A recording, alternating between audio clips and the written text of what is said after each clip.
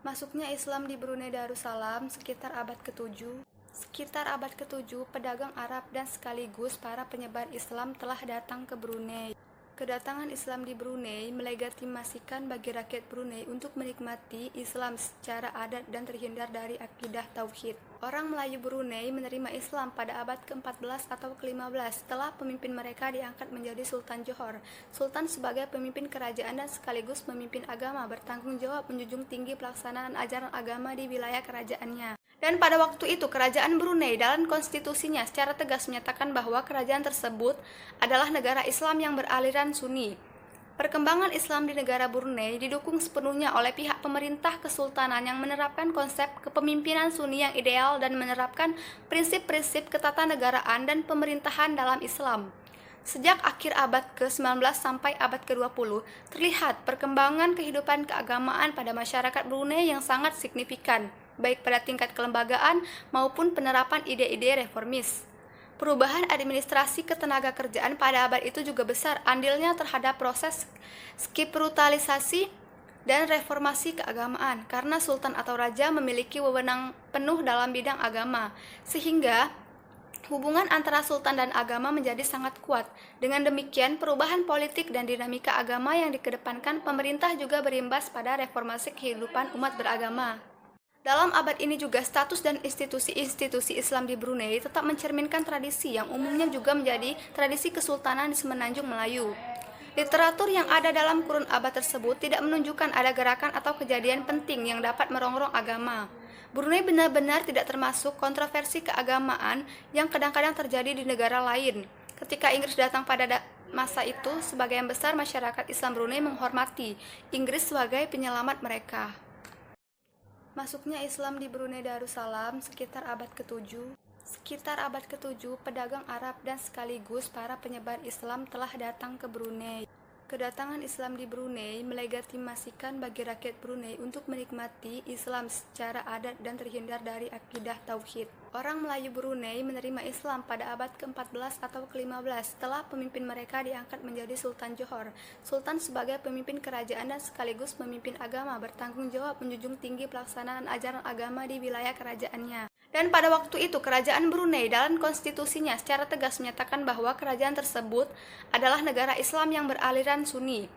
Perkembangan Islam di negara Brunei didukung sepenuhnya oleh pihak pemerintah kesultanan yang menerapkan konsep kepemimpinan Sunni yang ideal dan menerapkan prinsip-prinsip ketatanegaraan dan pemerintahan dalam Islam. Sejak akhir abad ke-19 sampai abad ke-20, terlihat perkembangan kehidupan keagamaan pada masyarakat Brunei yang sangat signifikan, baik pada tingkat kelembagaan maupun penerapan ide-ide reformis. Perubahan administrasi ketenaga kerjaan pada abad itu juga besar andilnya terhadap proses spiritualisasi dan reformasi keagamaan, karena sultan atau raja memiliki wewenang penuh dalam bidang agama, sehingga hubungan antara sultan dan agama menjadi sangat kuat. Dengan demikian, perubahan politik dan dinamika agama yang dikedepankan pemerintah juga berimbas pada reformasi kehidupan umat beragama. Dalam abad ini juga status dan institusi-institusi Islam di Brunei tetap mencerminkan tradisi yang umumnya juga menjadi tradisi kesultanan di Semenanjung Melayu. Literatur yang ada dalam kurun abad tersebut tidak menunjukkan ada gerakan atau kejadian penting yang dapat merongrong agama. Brunei benar-benar tidak termasuk kontroversi keagamaan yang kadang-kadang terjadi di negara lain. Ketika Inggris datang pada masa itu, sebagian besar masyarakat Islam Brunei menghormati Inggris sebagai penyelamat mereka. Bismillahirrahmanirrahim. Disinilah letak keunikan masyarakat Islam di Brunei, sekaligus sebagai indikasi bahwa Islam di Brunei bisa berkembang tanpa ada hambatan, karena masyarakatnya menghindari zani atau perangkat buruk yang berlebihan terhadap Inggris. Justru dengan sikap tasyamu atau toleran, masyarakat muslim menyebabkan Brunei benar-benar menjadi Darussalam atau negara yang selamat dari berbagai goncangan atau malapetaka. Jadi, dipahami bahwa Islam di Brunei dari masa ke masa mengalami perkembangan dari segala aspeknya, dan perkembangan tersebut bermula dari sejarah kedatangan Islam sampai ke pemerintahan almarhum Sultan Haji Omar Ali Saifuddin. Usaha-usaha untuk mengembangkan Islam diteruskan pula oleh Yang Mulia Paduka Seri Baginda Sultan Haji Hasanal Bolkiah Muizzaddin Wadaula, Sultan dan yang di-Pertuan Negara Brunei dengan wawasan yang lebih luas. Jauh dan mantap lagi, berbagai usaha telah dibuat dan dilaksanakan termasuk pembinaan masjid, pendidikan agama, pembelajaran Al-Quran, perundangan Islam, dan banyak lagi dengan hasrat menuju ke arah kegemilangan Islam di Brunei. Sri Baginda Sultan Haji Hassanal Bolkiah menekankan pentingnya Melayu Islam Beraja atau Kerajaan Islam Melayu. Menurutnya, interpretasi harus menegaskan Brunei Darussalam identitasnya dan citra tokoh di tengah-tengah negara non-sekuler lainnya di dunia, dan karena sejak tahun 1991 juga ditandai dengan bermacam-macam perayaan peristiwa keagamaan. Hal ini selaras dengan apa yang barangkali dapat digambarkan sebagai pusat dan pengembangannya Kerajaan Islam Melayu. Terima kasih. Islam di Singapura dibesarkan oleh para ulama dan berbagai bangsa di belahan Asia Tenggara dan benua kecil India yang berdagang ke sana. Masuknya semangat keislaman di Singapura tidak luput dari adanya gerakan yang didirikan oleh umat muslim dan pemerintah baru Singapura. Hal itu ditunjukkan dengan membentuk Majelis Ugama Islam Singapura atau MUIS dengan berdasarkan Akta Pentadbiran Hukum Islam pada tanggal 17 Agustus 1966 oleh Parlemen Singapura. MUIS merupakan badan resmi Islam di Singapura yang mengurus masalah keagamaan dan masyarakat Islam. Sebelum MUIS didirikan pada tahun 1932, umat muslim Singapura telah mendirikan sebuah organisasi yaitu Masyarakat Dakwah Muslim.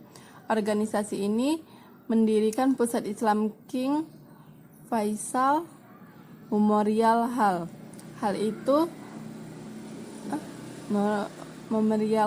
Selain itu, organisasi ini juga mengadakan klinik pengobatan dan pusat hukum.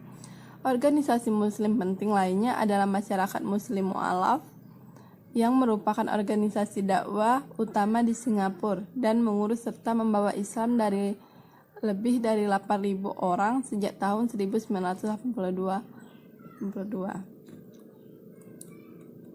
Pada Oktober 1991 didirikan sebuah lembaga yang dikembangkan secara swadaya oleh masyarakat, yaitu Association of Muslim Professional, yang mencita-citakan munculnya model masyarakat mayoritas muslim dalam pengembangan diri secara dinamis dan penuh percaya diri dalam konteks Singapura adalah sebuah negara republik yang berbentuk parlementer dan merupakan salah satu negara di Asia Tenggara yang terletak di penghujung semenanjung Malaysia dan berdampingan dengan Johor di Malaysia dan Kepulauan Riau di Indonesia.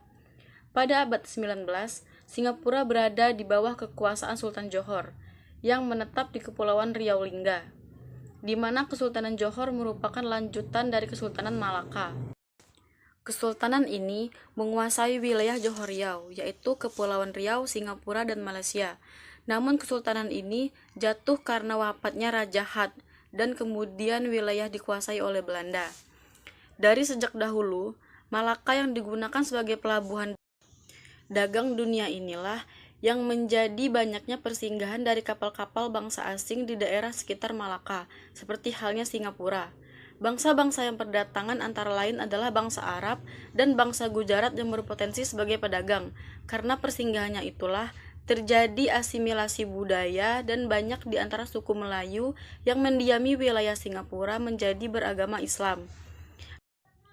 Pada awal abad pertengahan sampai abad ke-19, penduduk Islam bertambah banyak. Hal ini tidak terlepas dari peran seorang mubalik sufi Hadramaut di Yaman dan dari bagian-bagian selatan India dan Cina yang pedagang ke Singapura. Pada saat itu, Singapura terkenal sebagai tempat yang maju, yang disinggahi banyak kapal dari berbagai bangsa-bangsa lain yang menjadikan tempat perdagangan. Islam pun mulai tumbuh dan berkembang, yang ditandai dengan banyaknya berbagai kegiatan. Islam masuk ke Singapura pada abad ke-8, karena pada abad tersebut, para pedagang muslim ini telah sampai ke Kanton dan Cina. yang kemudian besar akan selalu singgah di pulau-pulau yang telah berpenduduk di semenanjung Tanah Melayu. Pada abad ke-14, Singapura merupakan daerah dengan rawa-rawa dan pesisir perairan yang sangat luas, serta dengan kepadatan penduduk sangat rendah. Pedagang Singapura mengalami kemunduran karena beberapa faktor, di antaranya serangan kerajaan Siam, serangan bajak laut, serta keberadaan Kesultanan Malaka sebagai emporium perdagangan terbesar dan pusat penyebaran Islam di Asia Tenggara. C. Masyarakat. Dari data tahun 1990, etnis Singapura yaitu 78% dari Tionghoa, 9% India, dan 8% suku asli Melayu. Sisanya pendatang dari Uni Eropa. Tionghoa memegang kekuasaan untuk Singapura serta pengaruhnya begitu besar. Kebanyakan masyarakat Islam di Singapura adalah bangsa Melayu dan disusul oleh pedagang India. Pemerintah Singapura juga memberikan kebebasan terhadap masyarakat penganut agama dan kepercayaan masing-masing, serta memberikan kebebasan berdirinya organisasi-organisasi di bidang keagamaan. Dinamika Islam di Singapura. 1. Pendidikan. Pendidikan Islam di awal perkembangannya sejak abad ke-15. Pedagang Muslim menjadi bagian penting dalam perniagaan di wilayah Asia Tenggara, termasuk bagian Melaka. Sebagian pedagang itu menetap dan kemudian menikah dengan penduduk setempat. Ada sebagian penduduk menyebarkan agama Islam melalui pendidikan yang menjadi guru dan imam. Dalam komunitas Muslim ini juga terdapat sistem pendidikan tradisional yang pada umumnya mereka belajar dari rumah ke rumah hingga ke masjid-masjid.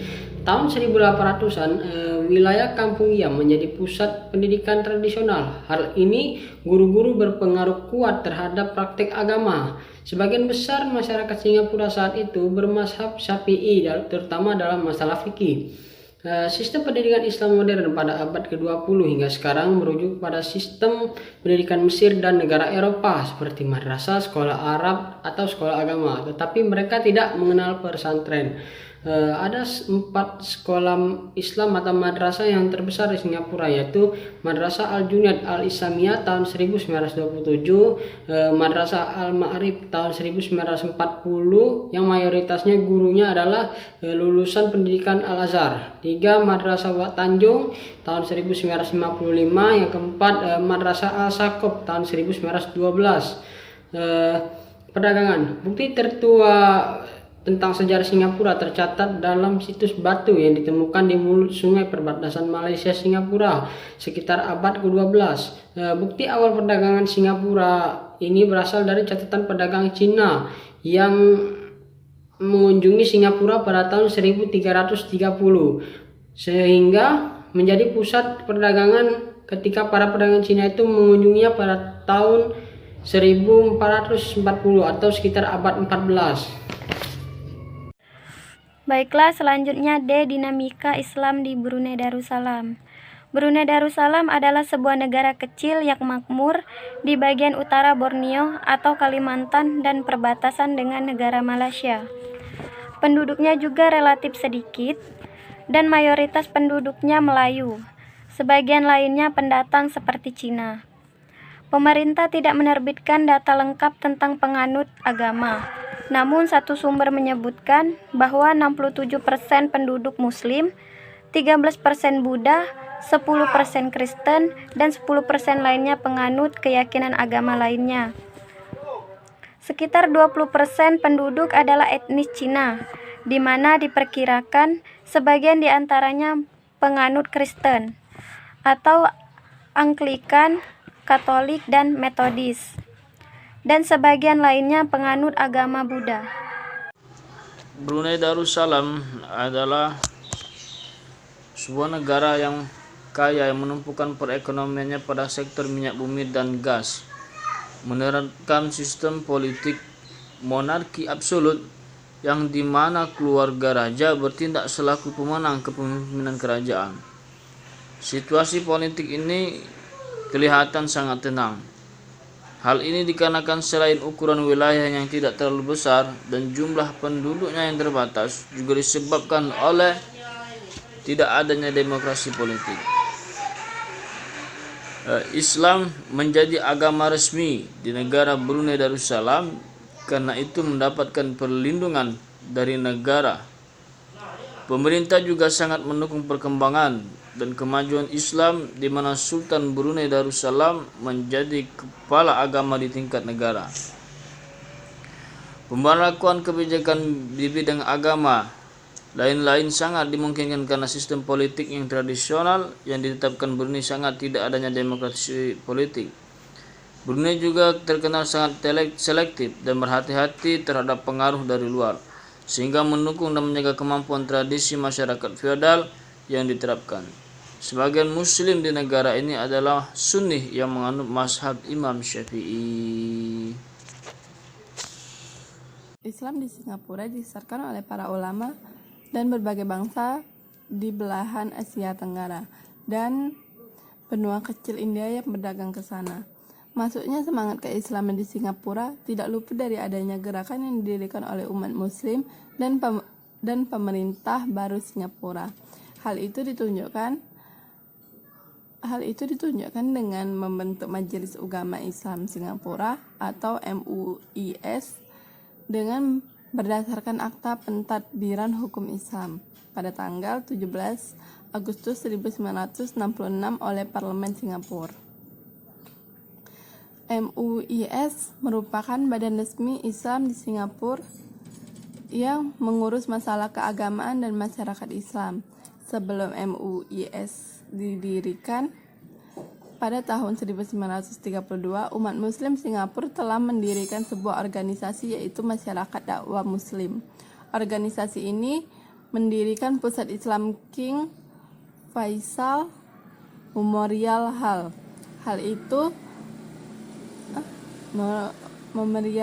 Selain itu, organisasi ini juga mengadakan klinik pengobatan dan pusat hukum. Organisasi muslim penting lainnya adalah Masyarakat Muslim Mu'alaf, yang merupakan organisasi dakwah utama di Singapura dan mengurus serta membawa Islam dari lebih dari 8.000 orang sejak tahun 1982.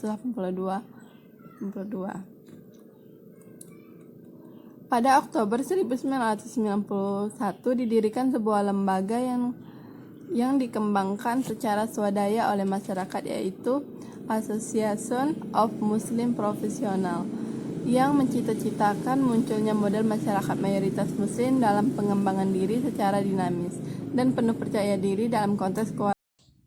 Singapura adalah sebuah negara republik yang berbentuk parlementer dan merupakan salah satu negara di Asia Tenggara yang terletak di penghujung semenanjung Malaysia dan berdampingan dengan Johor di Malaysia dan Kepulauan Riau di Indonesia. Pada abad 19, Singapura berada di bawah kekuasaan Sultan Johor yang menetap di Kepulauan Riau Lingga, di mana Kesultanan Johor merupakan lanjutan dari Kesultanan Malaka. Kesultanan ini menguasai wilayah Johor Riau, yaitu Kepulauan Riau, Singapura, dan Malaysia. Namun kesultanan ini jatuh karena wafatnya Raja Had dan kemudian wilayah dikuasai oleh Belanda. Dari sejak dahulu, Malaka yang digunakan sebagai pelabuhan dagang dunia inilah yang menjadi banyaknya persinggahan dari kapal-kapal bangsa asing di daerah sekitar Malaka, seperti halnya Singapura. Bangsa-bangsa yang berdatangan antara lain adalah bangsa Arab dan bangsa Gujarat yang berpotensi sebagai pedagang.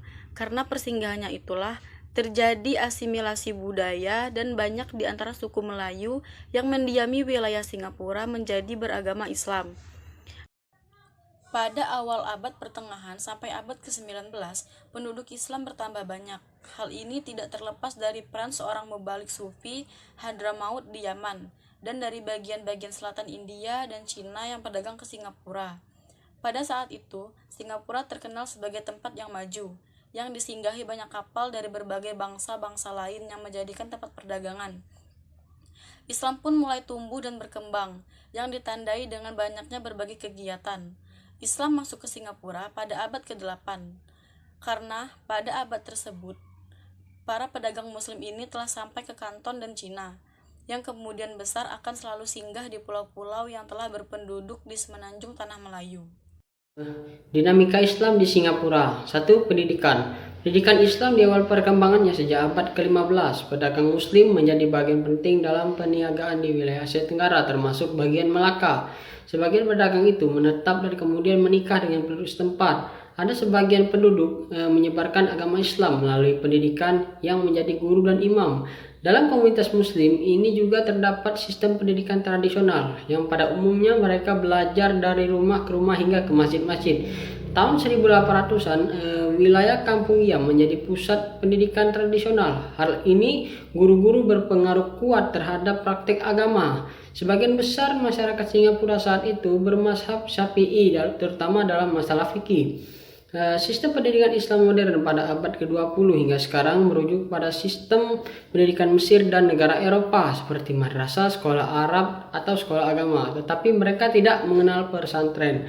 Ada 4 sekolah Islam atau madrasah yang terbesar di Singapura, yaitu Madrasah Al-Junaid Al-Islamiyah tahun 1927, Madrasah Al-Ma'rif tahun 1940 yang mayoritasnya gurunya adalah lulusan pendidikan Al-Azhar. 3. Madrasah Wak Tanjung tahun 1955, yang keempat Madrasah Al-Saqaf tahun 1912.